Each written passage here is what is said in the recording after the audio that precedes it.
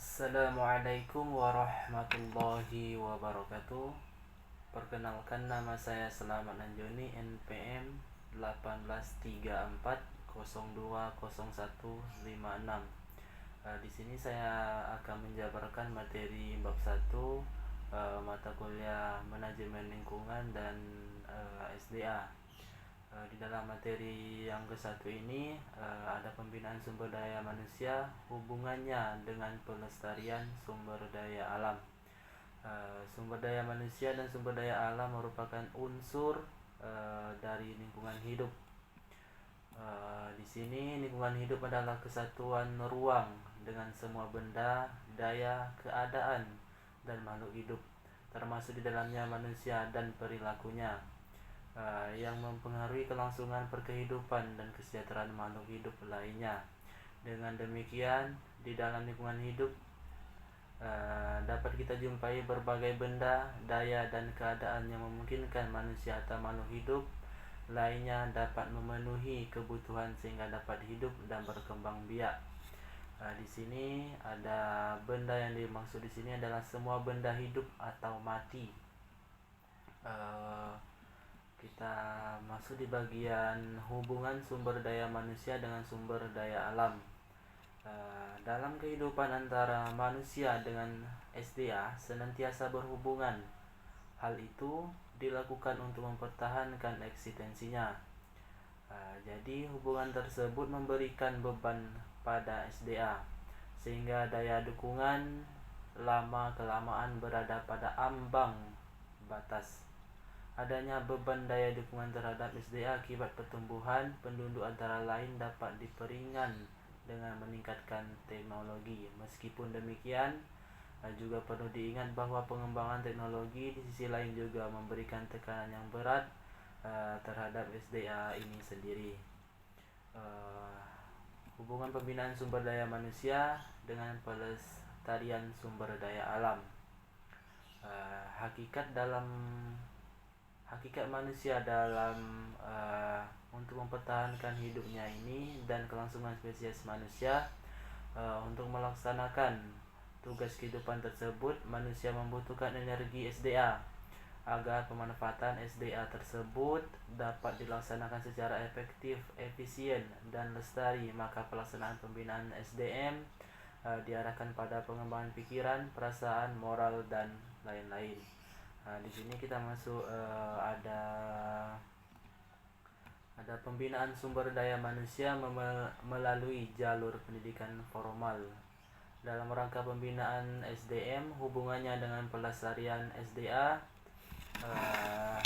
jalur pendidikan formal dari sekolah tingkat dasar atau SD ini sampai tingkat perguruan tinggi atau PT merupakan tempat yang strategi untuk melaksanakan usaha-usaha yang bersifat edukatif.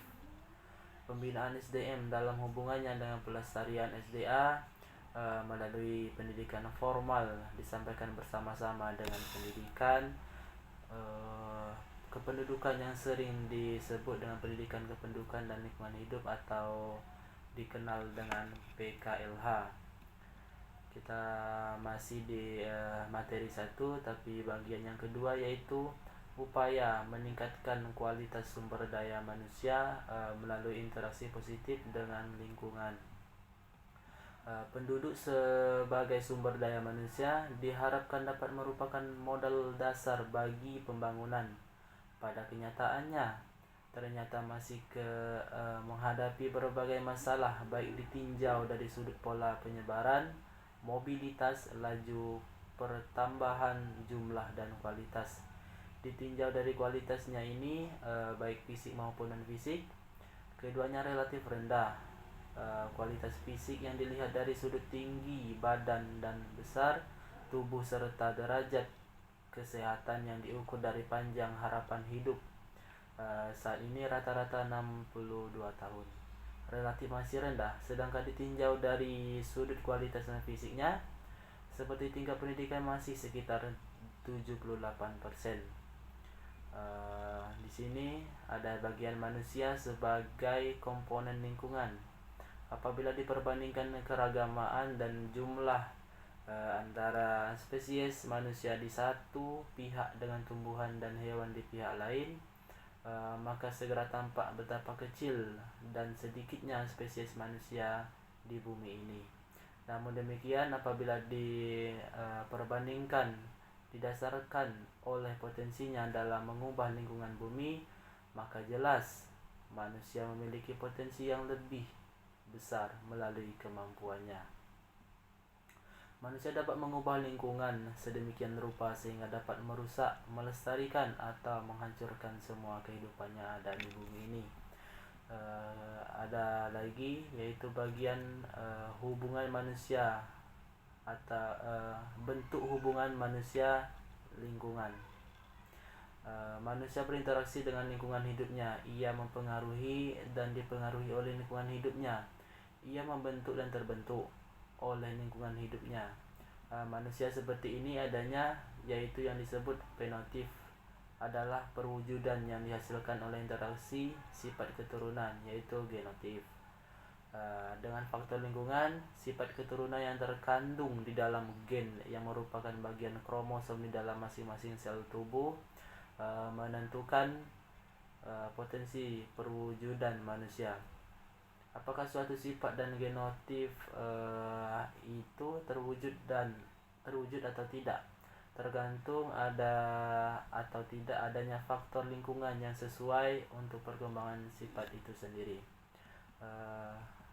Di sini yang terakhir yaitu peranan pendidikan dalam upaya memperoleh sumber daya manusia yang dalam perilaku sebagai upaya memenuhi kebutuhannya.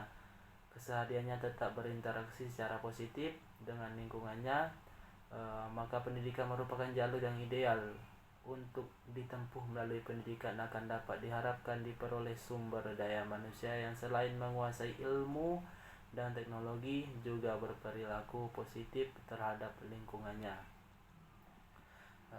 Dapat kita simpulkan dari materi ini, peningkatan sumber daya manusia diarahkan kepada penguasaan ilmu dan teknologi untuk mengelola sumber daya alam tanpa merusak keseimbangannya dan ekosistemnya, dan bahkan mampu melaksanakan usaha-usaha konservasi sumber daya alam tersebut.